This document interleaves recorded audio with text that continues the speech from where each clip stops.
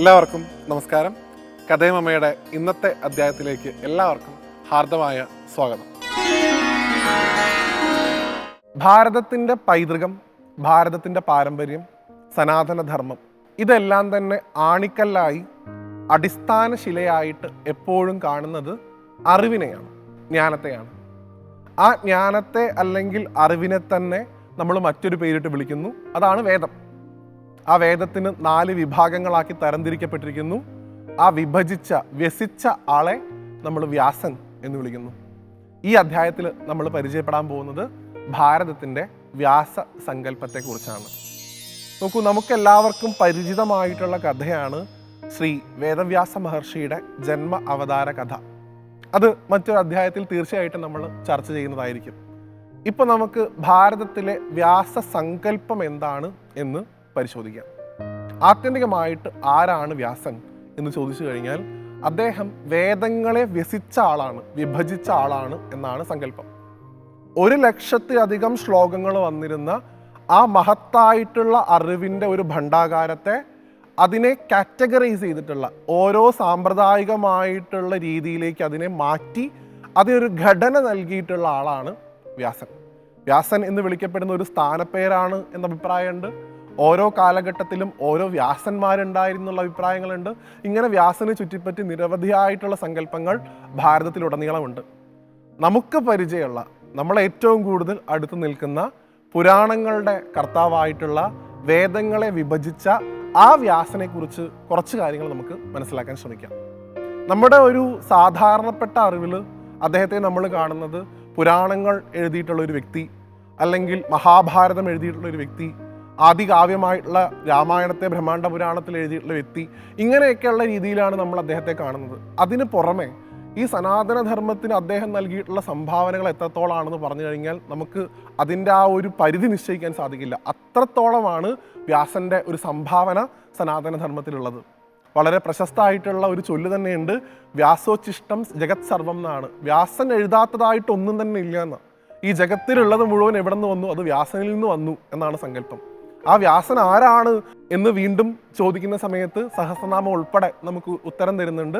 വ്യാസായ വിഷ്ണുരൂപായ വ്യാസരൂപായ വിഷ്ണവേ നമോ Y ബ്രഹ്മനിധേ വാസിഷ്ഠായ നമോ നമഃ.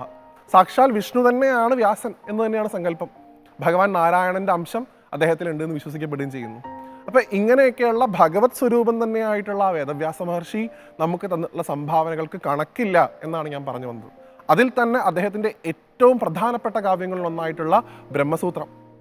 ആ ബ്രഹ്മസൂത്രത്തിൻ്റെ അടിസ്ഥാനമാണ് വേദങ്ങൾക്ക് പോലും കാരണമായിട്ടുള്ളതെന്ന് പറയാം. അല്ലെങ്കിൽ വേദങ്ങളെ സാധാരണക്കാർക്ക് മനസ്സിലാവുന്ന തരത്തിൽ ആ പണ്ഡിതർ ശ്രേഷ്ഠന്മാരിലേക്ക് എത്തിക്കാൻ വേണ്ടി അദ്ദേഹം ഉപയോഗിച്ചിട്ടുള്ള ഏറ്റവും നല്ല മാർഗ്ഗമാണ് ബ്രഹ്മസൂത്രം, ബ്രഹ്മത്തെ അറിയാനുള്ള മാർഗം.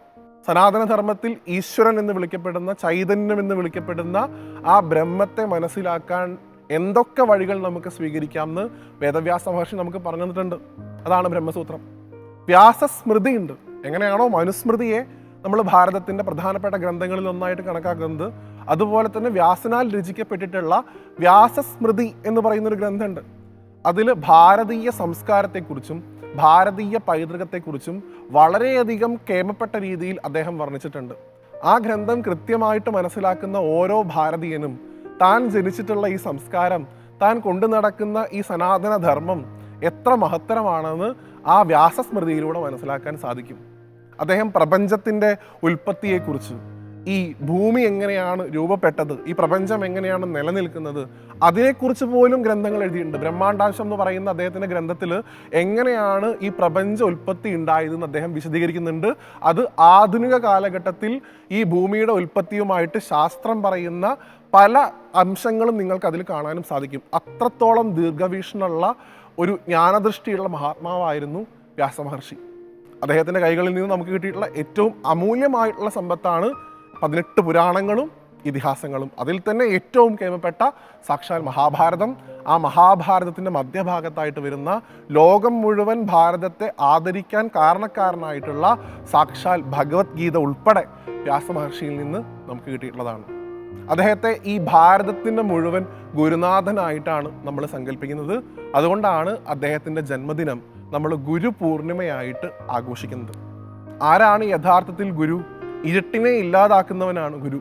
അജ്ഞാനമാകുന്ന തിമിരത്തിൽ നിന്ന് വെളിച്ചമാകുന്ന അറിവിലേക്ക് ഒരു സാധകനെ കൂട്ടിക്കൊണ്ടുപോകുന്ന ആളാണ് ഗുരു.